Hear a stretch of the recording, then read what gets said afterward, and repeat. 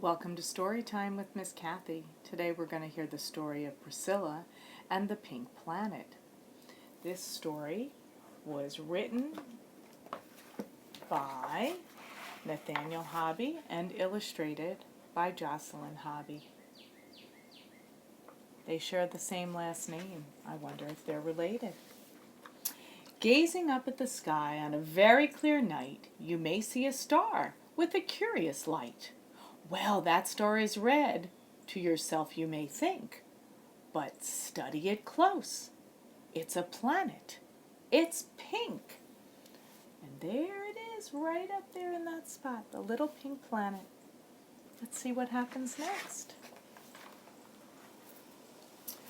Believe me, you must, that this planet is pink, straight through from the top to the bottom, I think. And not only that, but every creature around is as pink as every pebble and stone on the ground. Every flower is pink, and so are their stems. The eggs are all pink, as are all the hens. Pink pillows, pink curtains, pink windows and doors, pink from the ceiling to the bottoms of floors. Pink apples, bananas, pink oranges too, pink bicycles, pink rubber on the sole of your shoe. Pink rivers, pink fish, pink grass, and pink sky. Pink is all you can see, no matter how hard you try.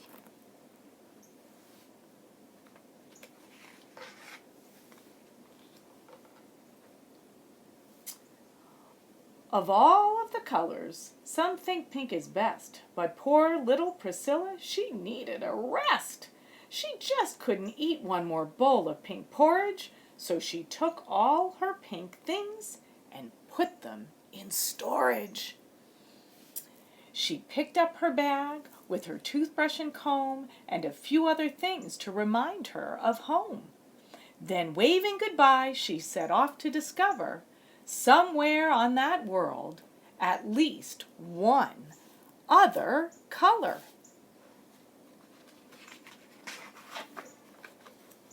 Priscilla marched herself straight out of town when she came to a signpost that caused her to frown. Pink, pink, pink, cried Priscilla with fright. Pink to the left and pink to the right. Enough pink to make you stay home sick in bed. But thought Priscilla, I could go straight instead. Pink river, pink sea, Pinkville, pink prairie. Her mind was made up. Her course had been set. She'd never stop searching, at least not just yet. So squaring her shoulders and not looking back, she stepped off the road to make her own track. She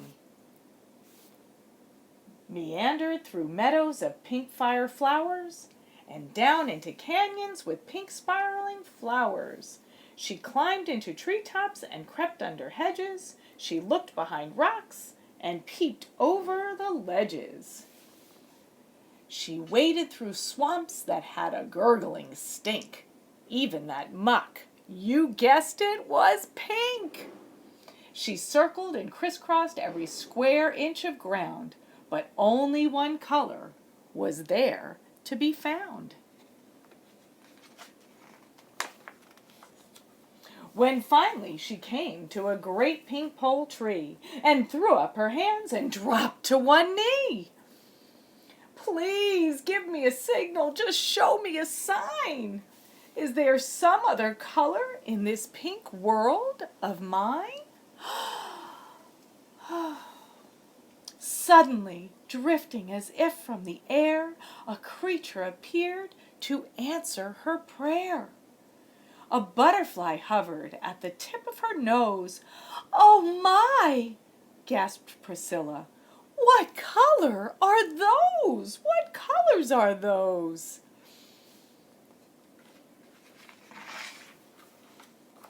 So what do you think Priscilla did next? Sat there scratching her tummy, looking perplexed. No, sir, not Priscilla. Not this little girl. She was up on her feet in a back-flipping twirl, rushing through brambles, cartwheeling down ditches, pausing just once to untangle her breeches. Priscilla did soar like a ship at full sail, keeping close as she could to the butterfly trail. There it is.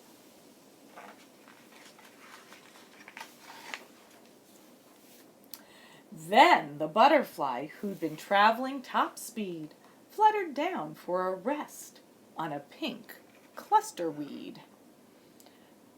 Strange, thought Priscilla. It's the one weed around? And then it was clear. This was some special ground. Fountains and flower beds and curving stone walls, trees trimmed like pyramids and shrubs round as balls.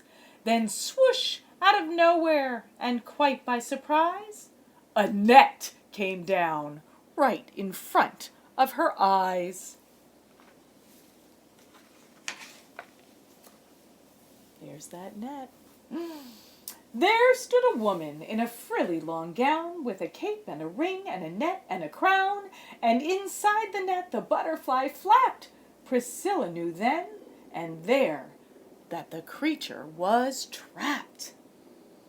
Now look, little girl, just what do you think?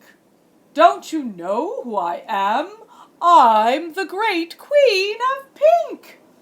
This whole planet is mine, ocean and land, and unwelcome visitors are one thing I can't stand.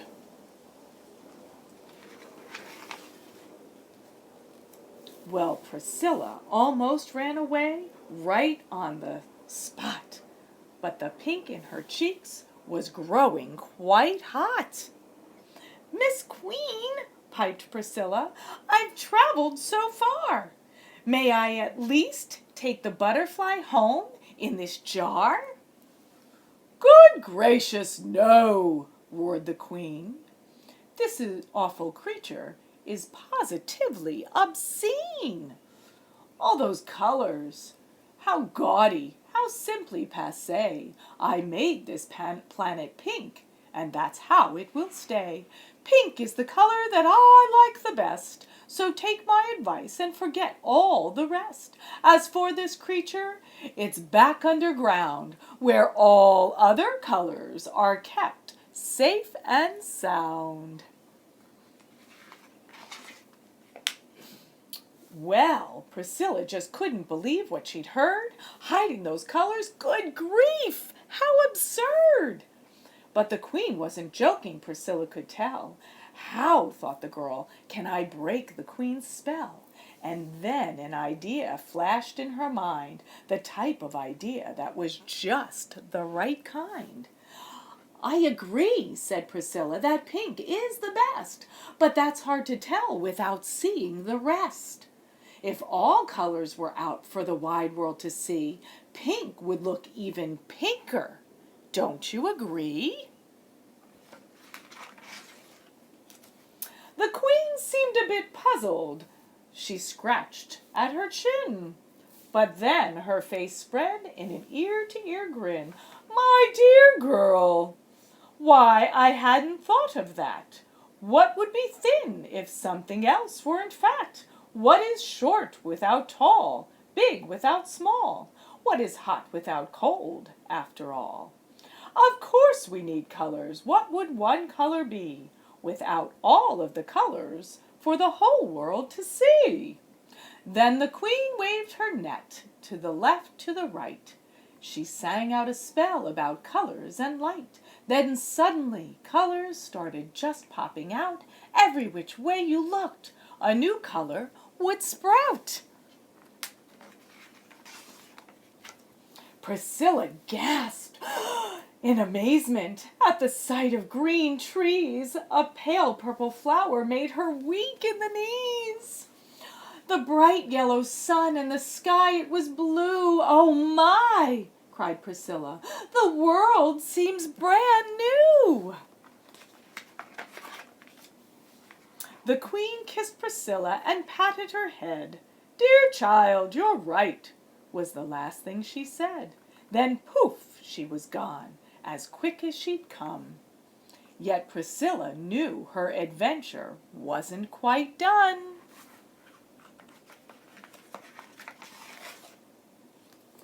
"Colors!" cried Priscilla. "There's so much to see! A world with just one! How could that be? I love all the colors, all of their hues. I love all the reds, different yellows, and blues." Then, bursting with joy, cartwheeling with glee, Priscilla raced home, loving all she could see. Well, thank you for listening to our story about Priscilla and the hero in that story, the butterfly. As we are studying insects, I thought I would share this story. Thanks so much for tuning in.